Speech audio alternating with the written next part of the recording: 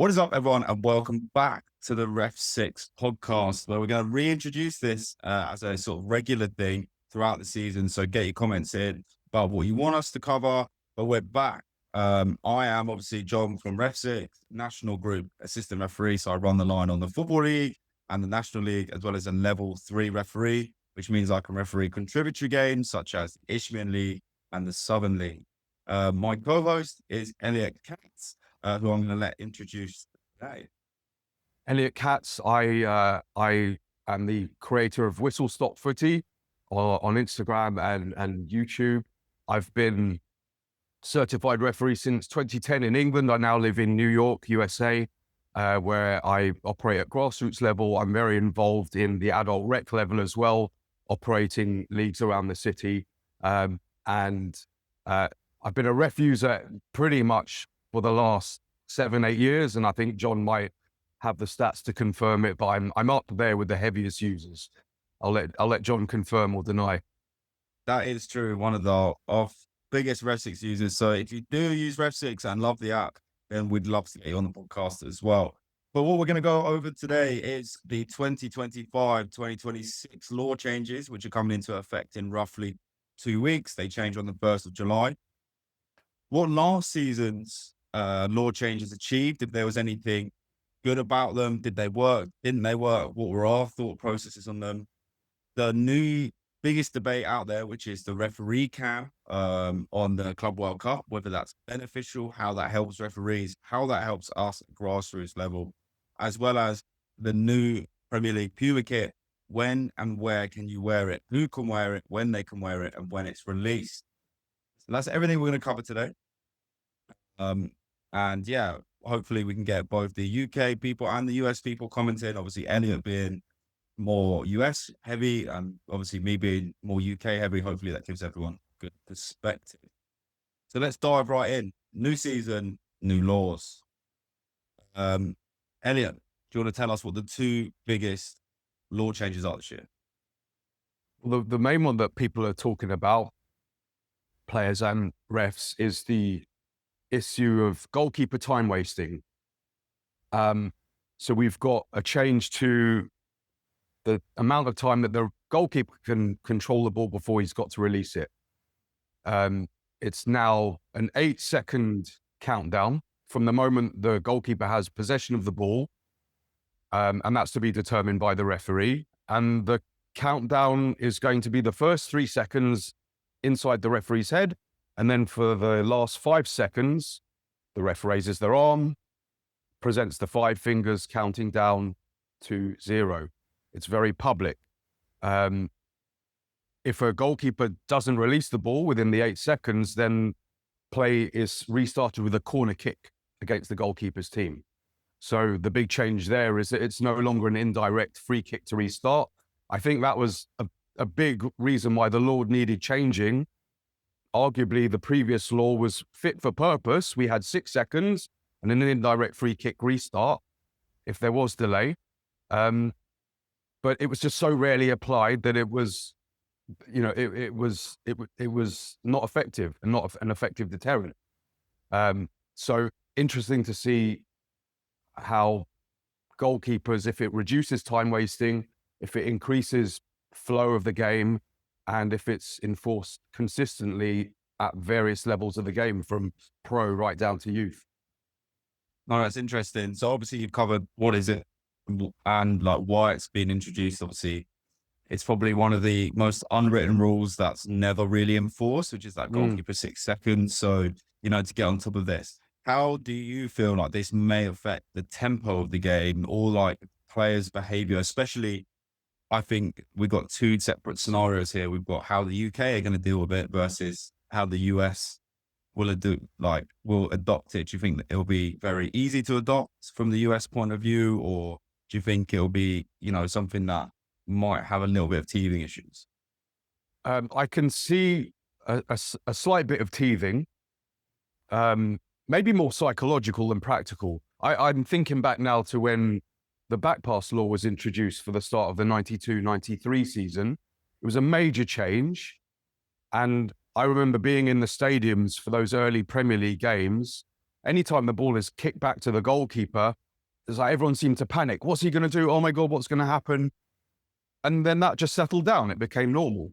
I can see what's going to happen at the start of this season, whether it's UK or USA, is that goalie's got the ball in control, and then players are going to start, come on, ref, where's your fingers? Come on, ref, he's got it now, he's got it under control. So I can see a little bit of that. So that will be something that refs need to learn to manage, players need to learn to control. And I see that calming down after not very long. I can see parents on the sidelines at youth games thinking now would be a good time for them to start screaming at the ref. So it could be another thing for youth referees to manage at that level. I can see short-term teething. Over time, I can see it being a helpful way to improve game flow, because referees don't want to manage an indirect free kick inside the box. It's a horrible scenario, a horrible restart to manage. And a corner kick is very simple and straightforward. So I can see referees being more willing to penalise this and enforce this compared to the previous law. So I hope over time it'll be beneficial. I agree. I think from a personal point of view, there's been a few incidents of incorrect lawmaking, especially with the ball in the goalkeeper's hands. If they take it too long, obviously, as you alluded to, it's an indirect free kick. But I've seen a lot of people caution this, which you can't do, because they've cautioned for delaying the restart, which which factually is incorrect. You cannot delay the restart if the ball is in play in the goalkeeper's hands. So I think this allows referees a more simplified way of applying the law properly, in terms of, we know if he holds it too long now, it's a corner, rather than an indirect free kick in the box, which you're right, it's complete chaos. And probably disproportionate to the offence that's taken place. Yeah, I think so. I think a corner is good. We go to 8 seconds as well, which I think is helpful. Everybody now understands what's going on. I think at grassroots level, you're going to have players always asking that's counting. And then as you go up the leagues, you're going to have fans that start counting.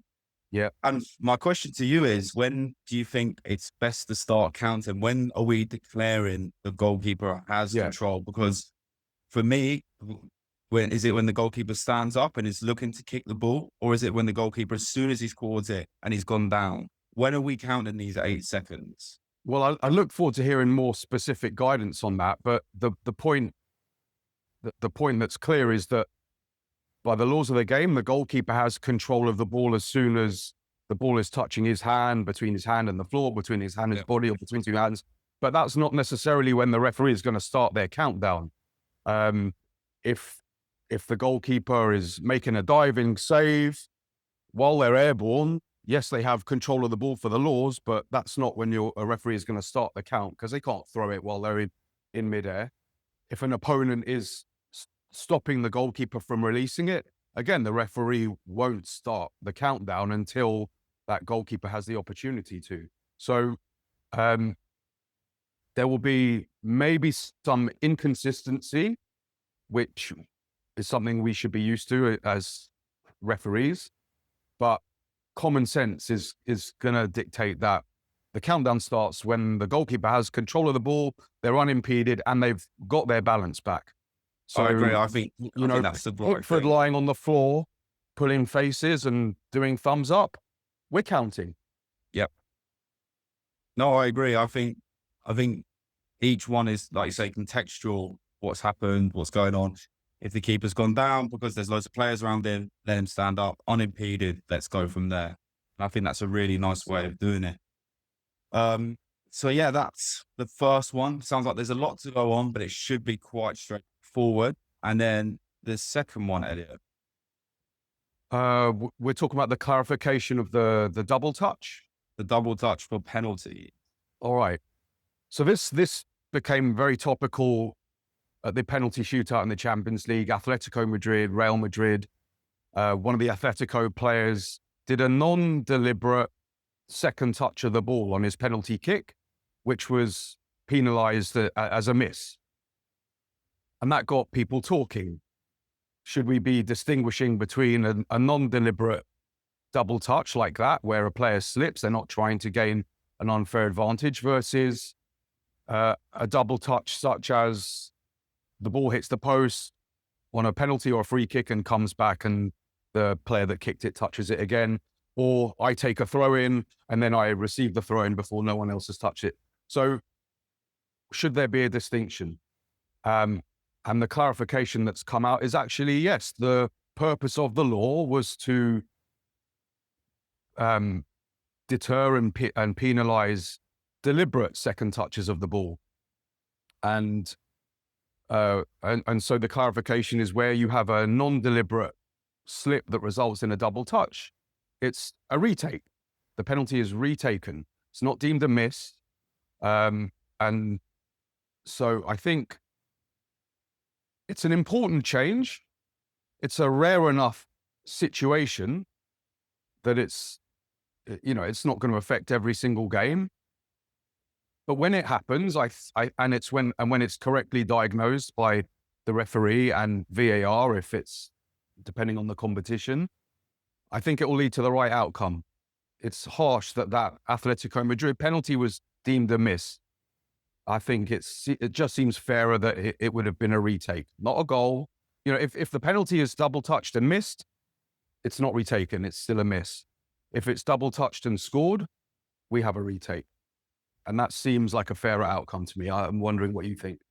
I think it's a fair outcome. I think we especially if you look at the law for the penalty kicks, there's a lot of, if the attacker and the goalkeeper offend at the same time, the attacker is the one that is penalised. I think we penalise the attackers in attacking situation an awful lot, especially from dead ball situations.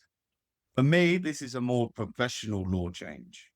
At grassroots level, us seeing that double touch, you're on your pitch on your own, your goal judge, your encroachment judge. I don't think double touch is the last thing on your mind, especially if you're looking at who's it at the crossbar.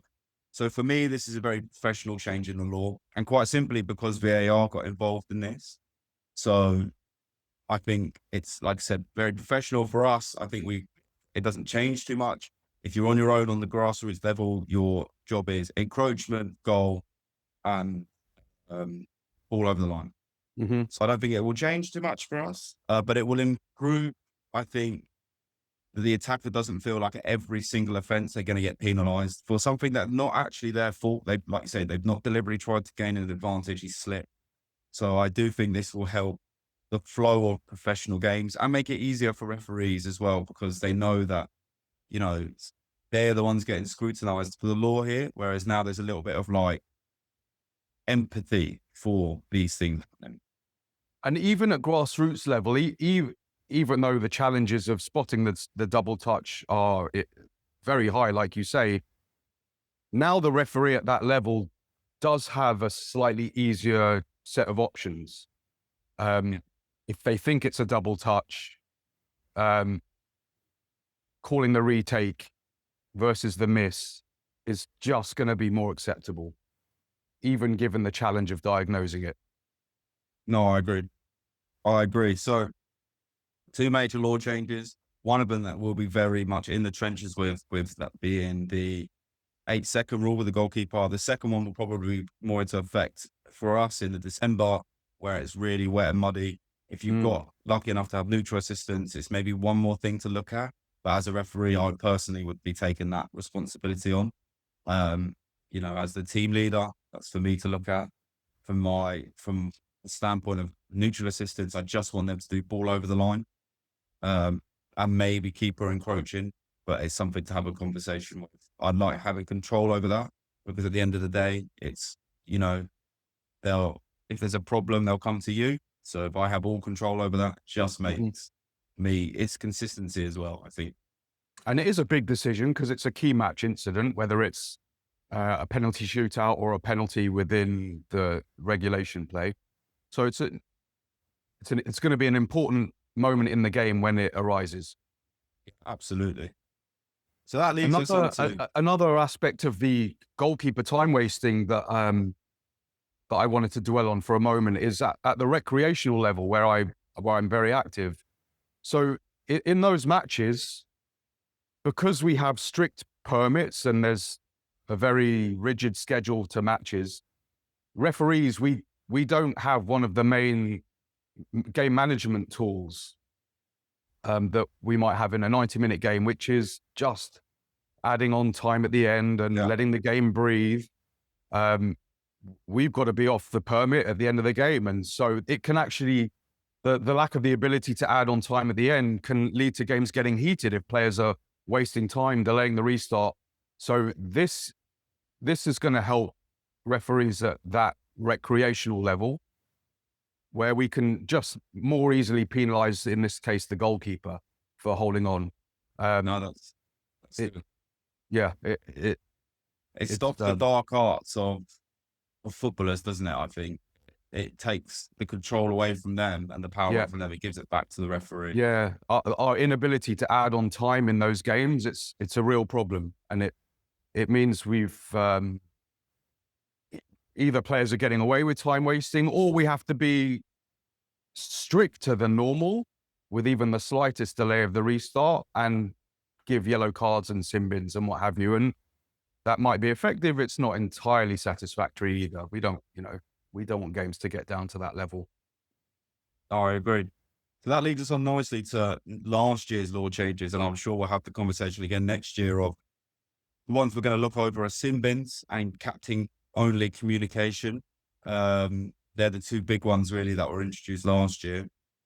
Sin bins obviously changed the way it went about things. So 2 yellows equals a straight red rather than 2 sin bins equals, players can be subbed. It was really confusing. So in my opinion, they've really simplified the sin bin feature.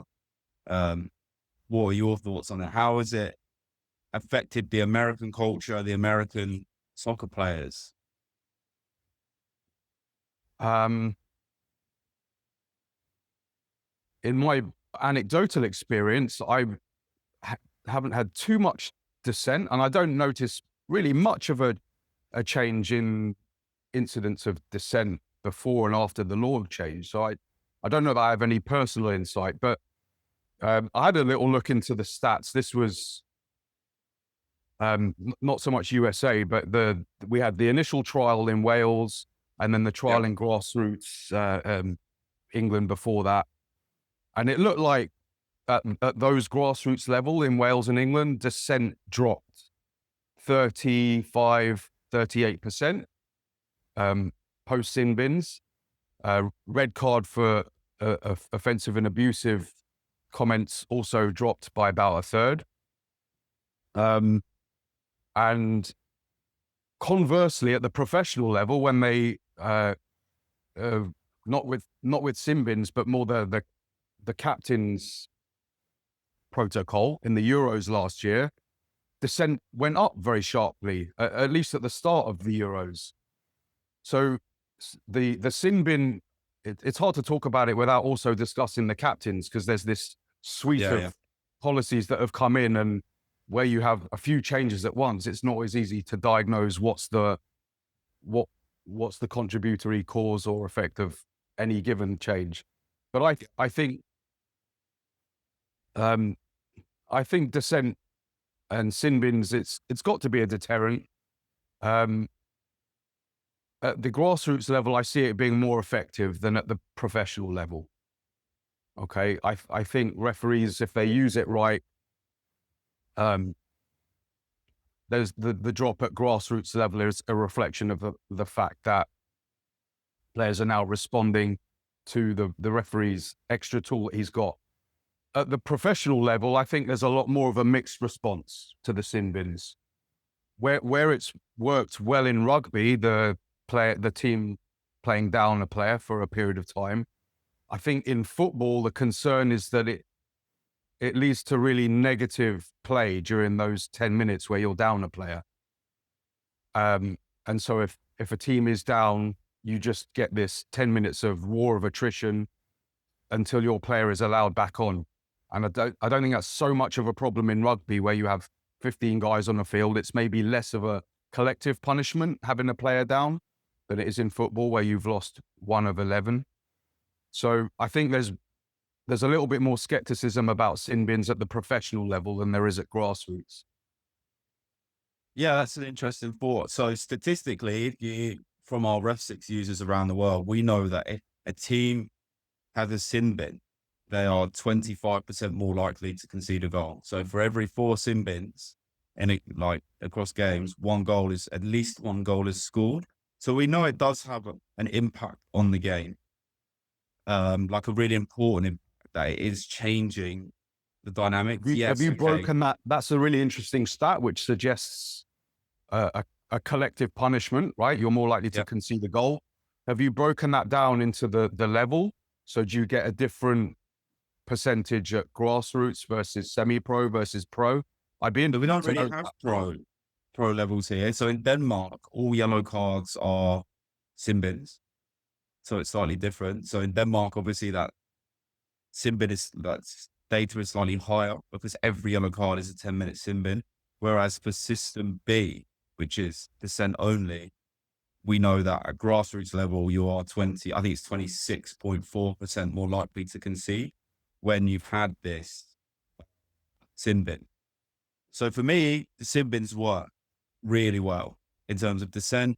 The other question is that we've seen it last season, it was difficult. The season before, it was difficult to manage in terms of there's a lot going on. Luckily, REFSIX handled all of that. But for people that weren't using REFSIX, it's very difficult to, remember all the different connotations. He's been yellow carded from a normal C1 offense, but he's been cautioned. Can he come back on? Can he be subbed? What is it? So simplifying that rule, I think, has made it easier to deliver a sin.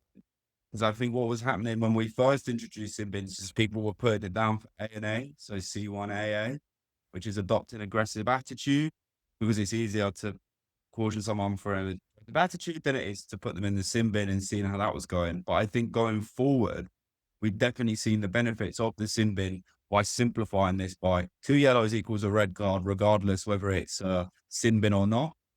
You get 10 minutes off it. It's your first one. And if you commit a second caution, you get sent off anyway. So almost that double punishment is It's what we're used to with just 2 yellows as a red. It takes us back to that. And which I think is I'm much glad you easier. mentioned REFSIX. REFSIX really makes it easy to use. Yeah. Very easy to find the guy on your watch, find the descent code, give him the sin bin, and then the timer takes care of itself. The timer stops when you stop play. So it's very accurate, very helpful. I agree. I don't use REFSIX for sin bins a lot for the simple reason that the level that I referee it doesn't dictate that. But when I have to go into grassroots football, or I've been given a VARS game where it's 2-step 5 teams where sin bins are active, or my county cup, then this sin bin like on REFSIX helps me massively. But I don't have to think about it. I know it's handled, and I know that I've got something that I can rely on, rather than me having to be like, well, I've not used sin bins properly in 18 months. So what am I going to do? That's where, in my opinion, technology is there to help referees. And this is where I think people that are afraid of it need to, be a little bit more open, because it's saved my life on more than one or 2 occasions. So yeah, you guys did a good job incorporating it into the app. It's as easy as it could be. No, I completely agree. In terms of captains only, I'm not going to lie, I've seen absolutely none of that this year. Um, Absolutely none of that whatsoever. I've been dealing with players left, right, and centre. Sometimes I actually think the captains are harder to deal with. So I don't know. For me, it's just that we'll see what happens next year. What about you? Well, I don't think it does any harm to create that relationship between referee and captain, or to just entrench it a little bit more within the laws. I don't think there's any harm in that. It's we already have our pre-game chat with the captains, and hopefully a lot of refs out there will say something along the lines of, listen, captains, you know your players better than me. If you can get to them before I do, if you can keep them away from me, then they'll be staying on this pitch and they won't be picking up yellow or worse. So referees have their own version of that kind of conversation. So this is an extra little bit of responsibility on the captain. Doesn't make captains immune from, dissent or misbehavior themselves, but it's nice to just give the captain some formal responsibility. And personally, I'm talking to players throughout the game, captain or otherwise. I'm constantly engaged in conversations, and so it's an important part of a referee's game management technique, Absolutely. not to ignore players, but to communicate with them effectively throughout the game, so that they know that the game is being taken care of, that the referee is engaged, and that instead of dwelling on the decision, they can get on with playing. I think it helps the temperature of the game to have that constant dialogue. But referees still need the ability, if a player runs from 20 meters away, to get into your face. Now, we've got the ability to get captains involved and, remind players, no, not you, not Yeah. now. Right time, right place, right manner. I agree. Those have been the two last year. I think one has been real positive. One I think is still teething. Probably works higher at the pro game, but like I say, it's one of the referees' massive tools and things that they have to, like I say, player management. So after a quick change in location, we're going to talk about our fourth section, which is going to be the body cams at the World Cup, as well as dealing with different types of teams. So, for example, Auckland Bayern Munich was 10-0. How do you, as a referee, deal with that level of, one team going to be expecting one thing, and then that lower league team expect another, for example, the FA Cup or the later rounds of a cup? Eliot, first things first, body cams. What are your thoughts, feelings about body cams? Initial thoughts, just strongly in favor of it.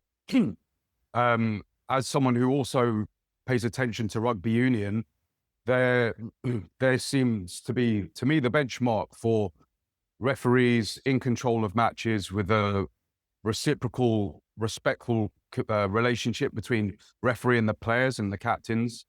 And I've just been hoping that football catches up with rugby in so many ways. VAR is a step in the right direction, but with rugby, the referee's audio is part of the TV broadcast, and it's given us access to the conversations that take place between the referees and the players in a way that is fascinating for me as a referee. I imagine it's fascinating for non-referees as well. It's just given us access to conversations that we wouldn't get from the faraway camera. So I'm big in favor of that. It's great for education and it's great for entertainment. And I can see that being equally so in football. I think different levels of the game provide different challenges. Like we were saying with sin bins, might be one thing for pro, another thing for grassroots. So at the pro level, where you can have refs wearing body cams and it's part of the TV broadcast, I think it's entertaining. I think people watching on the sofa get to see a referee's angle, and it's just gives us that empathy to be able to say, that's what the referee saw. Not, the referee was right or wrong, but just, okay, that's not easy. That's tough. So I think it gives a little bit of perspective that will help understand what it's like to be a referee. As someone that is heavily involved in football at the recreational level, outside of affiliated competitions, I've been able to use and experiment with a GoPro in my games. And the feedback that I get from players is just so positive. There's such a thirst to know what a referee sees and why, and not, again, it's not about proving right or wrong so much. It's just interesting and insightful and educational for non-referees to see what the referee saw and to hear what the referee said to a player to handle a given situation. So on Whistle Stop, you see a lot of video content on there highlighting the situations that I've been in, mistakes that I've made, but also good examples of communication that I've had with players and good decisions that I've made. So I think there's a lot of benefits for it. Challenges at various levels could be to do with legal consent and data storage and what have you. I'd be interested to hear people with more knowledge on those topics weigh in. But just from a entertainment and educational point of view, I think big tick. It could have the added benefit of being a disincentive to dissent and abusive language and behavior. The presence of a camera staring you in the face could be just enough of a deterrent for a player to stop that behavior before it comes out. So there could be the added benefit there. What do you think so far? I agree. I like seeing that different point of view in terms of, like you said, it gives that empathy of, oh, actually, like I can understand why the referee got that wrong because there was a player that jumped in front of them or they weren't wide enough. And for an educational purpose for the referee, you can see exactly what you saw at that point. So to be like, okay, I needed to be slightly more to the left, slightly forward, slightly backward. I was too close, which is a thing as well. And then from a football fan's point of view, it allows people to be like, oh, okay, I can understand why the referee didn't see that in real time because there's a player that cuts in front of them, or, something happens, or, that's not exactly where they were looking. They were following this exact position of play.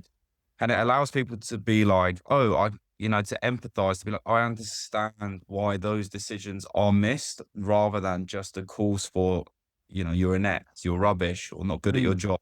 It gives us more of an open understanding behind the curtain, as well as for us. I think, people creating content about refereeing, I think it's nice. Not everyone can grow up to be a footballer, but a lot of people can grow up to be decent referees. And I think, showing that curtain of where it can take you and what you can do and how you can do it allows more people to be like, yeah, this is something that I want to do. And I think that's just as important. Agree. And what a big motivation behind the whistle stop content that I create is bridging gaps between referees and non-referees. Yeah. And this body cam footage is a real bridge to bring referees and non-referees together. I get a lot of feedback from players that I see on a regular basis saying how much, that video you did on such and such an incident, this penalty or this what, I never knew that's how a referee, the steps that a referee took to reach a decision. It's just, they appreciate it. And I think the long-term benefit could be we're changing players' behavior and we're changing fans' behavior. I agree. We get a lot of post-match analysis where non-referees, with the benefit of the perfect video angle and the freeze frame and the slow-mo, okay, there's benefit to that. But if you add to that a little bit of empathy of, oh, even if the referee got this wrong, that doesn't mean he's incompetent.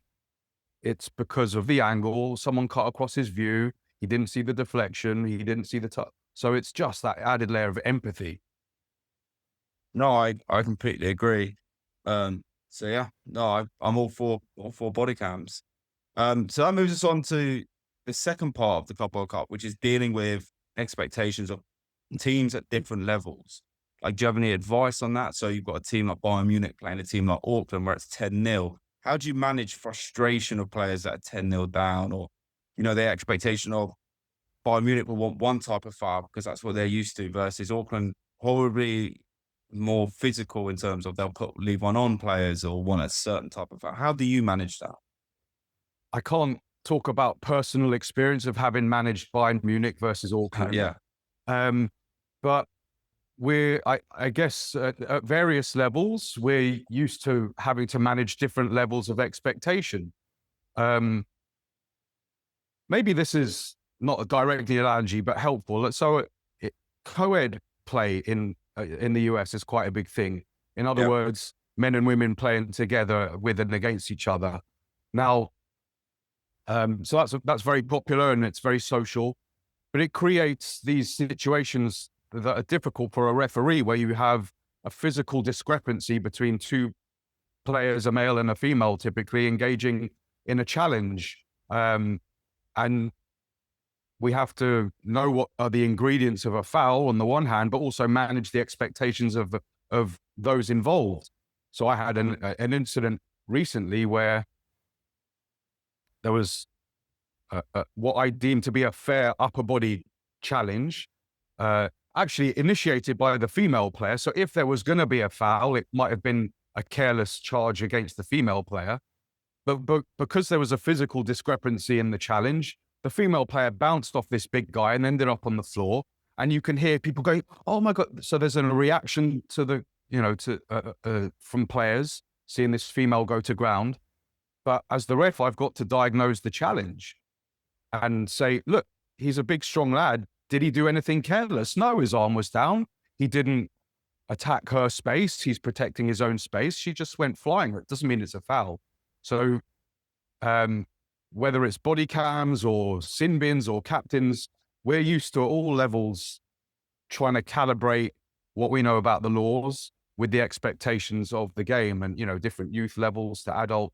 So it just takes common sense and being ready to articulate your justification in a way that's acceptable to those levels. So in that case, I was able to say, okay, I'm checking the player's okay, that she's not injured.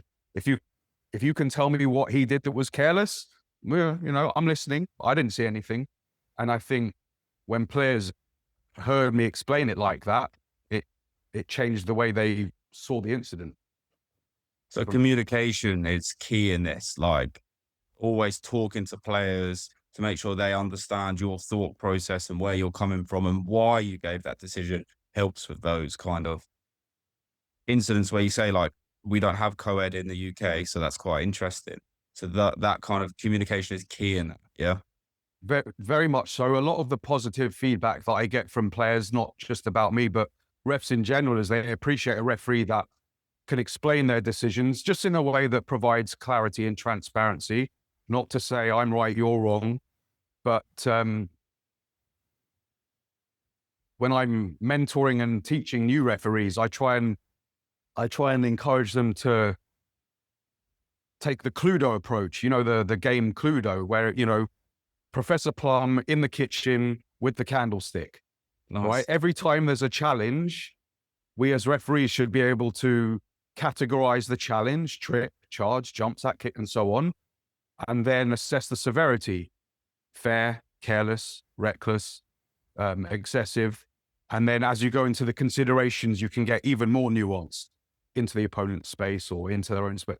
Arm was up, the fist was clenched, not clenched. So you can go into a huge amount of detail, but even at the most low resolution level, it makes a big difference if our referees can say red, charge, careless, free kick. So that brings us on to our last section, which is hit. Obviously, we're going into the off season. So everyone's looking at either buying new kit or preparing for the next season. So it's just been announced in England that Puma are going to take over the Premier League and the EFL kits and the National League kits. So they've come up with an interesting design, I think, in terms of new colors, new schemes. And there's been a lot of questions around it. Who can wear it? When can we wear it? Can we buy it? So I know it's the same in the US. So quickly for us, anybody that is a Premier League referee, an EFL referee, or a National League referee or assistant can wear this year new Puma kit because it's done by the PGMOL, which is obviously funded by the Premier League. So that is a Premier League sponsor and a Premier League sort of kit. The FA have a Nike deal until 2030. So that means anybody that is a level 4 and a level 3 and a level 2 that operates on the National League South or North continues to wear Nike kit. So anyone running the contributory league, so steps 3, steps 4, steps 2, wears a Nike kit for those games. Anything below that, so step 5 and below, you're free to wear whatever kit you please. So whether that be the new Puma kit, you can buy that and you can wear that at grassroots level, whether that be your, combined counties league or whatever league that is at step 5, 6 and below, you are able to wear whatever kit you want. If you've got a kit sponsor, for example, the combination league that is my local step 5 league are sponsored by Macron.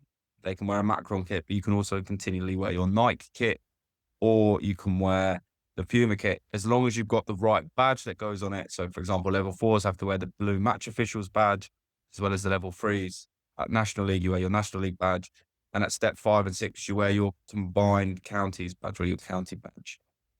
So that is all the kit examples. Feel free to buy it. I think it's cheaper than the Nike kit as well, which is for once really nice. It's a very reasonably priced kit.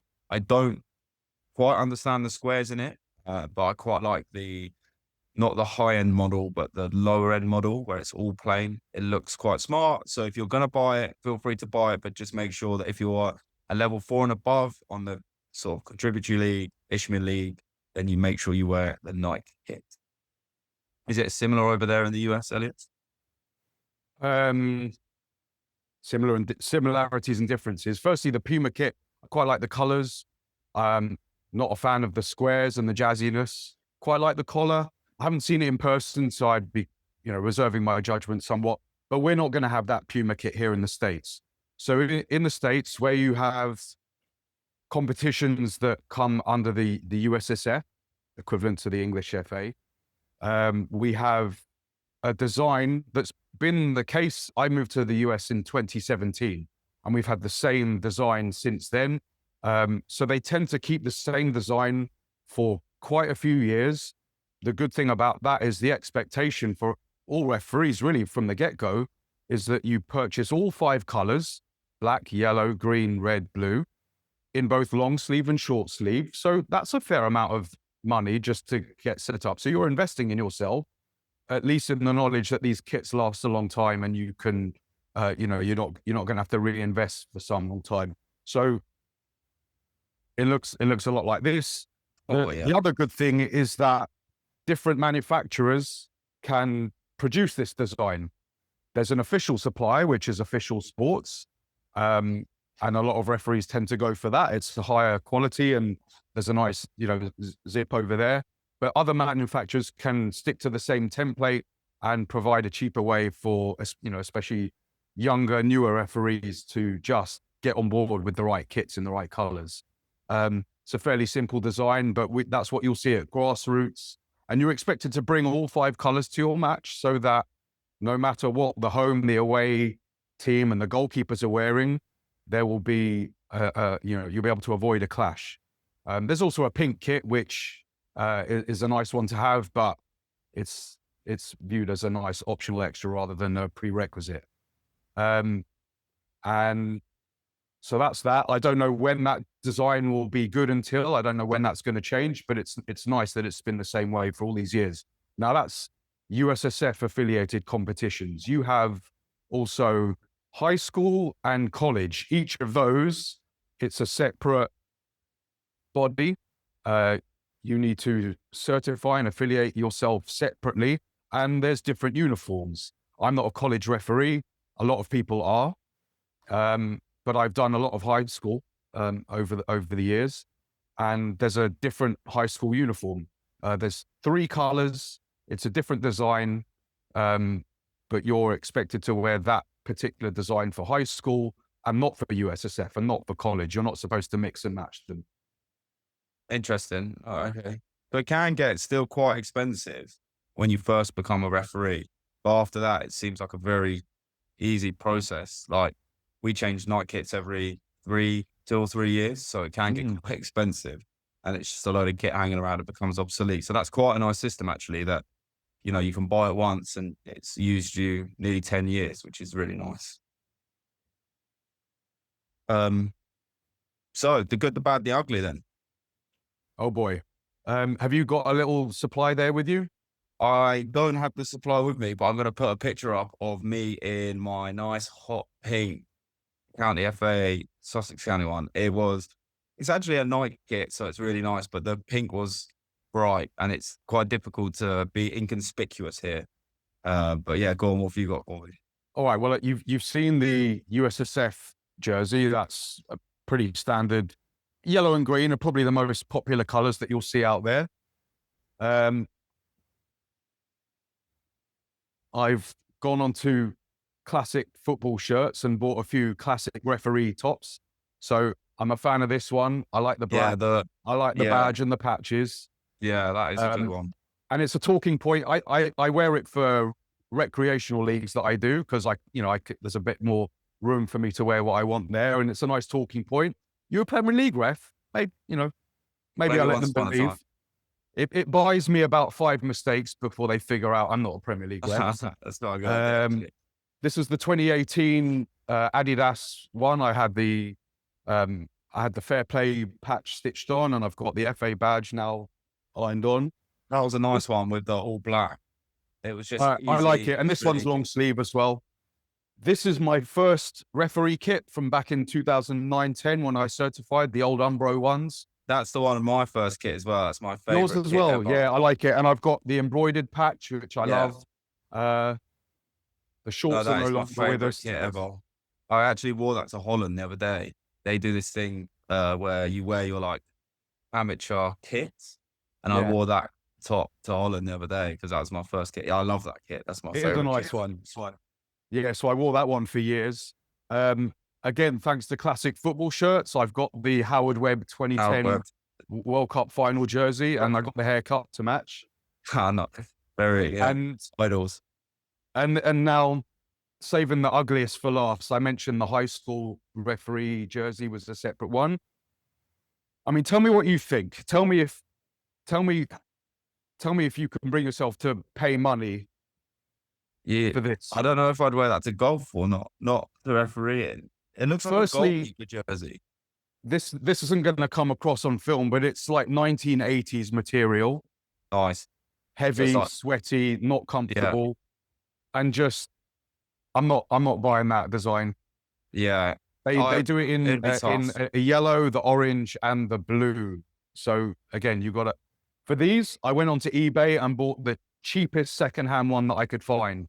I think it would be $40-50 if you bought it retail. I think And I that's got for it for college. maybe. This is high school. High school. High school. I Right. don't have college referees uniforms, and then not a referee uniform, but a nice like personal value here. This one was given to me by Howard Webb when he was living in New York. I got to know him a little bit. I got to referee him a few times in the league that he played in. Nice. Any good? And he was a good lad. And he again, I'm not affiliated with Pro. I'm not an employee of Pro, but again, I can put this on and let people mistake me for someone that I'm not. Yeah, like you say, gives you 5 minutes of grace. No, I like that. Yeah. Some nice kits in there, actually. Some really nice. Yeah. But the 2010 World Cup one's a really nice one. It's probably the Yeah. first World Cup that I remember.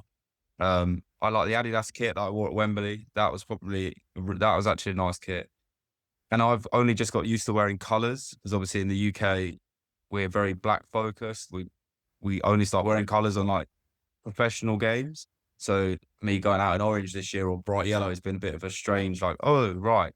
It feels strange for me. But obviously over in the US, you can wear colours whenever you want, which is great. Yeah. In the UK, teams are encouraged not to have black uniforms or navy uniforms. There's no such restriction here in the US. So that's why, as a referee, even if you might know what colors in advance they're going to wear, you just pack your bag with the 5 colors and then you pick the one that's not the clash. And I think that works. Black is quite a popular color for teams to wear here. Yeah, I think that works really well. But that's everything today. I think I've really enjoyed this podcast and we're going to bring it back. So if you've got any questions that if you're listening or you're watching along, if you've got any questions, let us know in the comments. We'll be happy to answer. If you want us to cover a certain topic, we'll be happy to do that as well. We're going to have this US, UK style kind of like comparison all the way through because I think it's really important to get different perspectives on how we do things versus how it's done in the US as well. And we're going to get guests on the podcast as well. So, thanks everyone for watching. Thanks, Elliot, for joining me and being my co-host today. Been a pleasure. Great. It has been great chatting with you today. So if you've got any problems, let us know in the comments or any questions. Thanks very much for watching. Please like and subscribe and we'll see you at the next REFSIX podcast.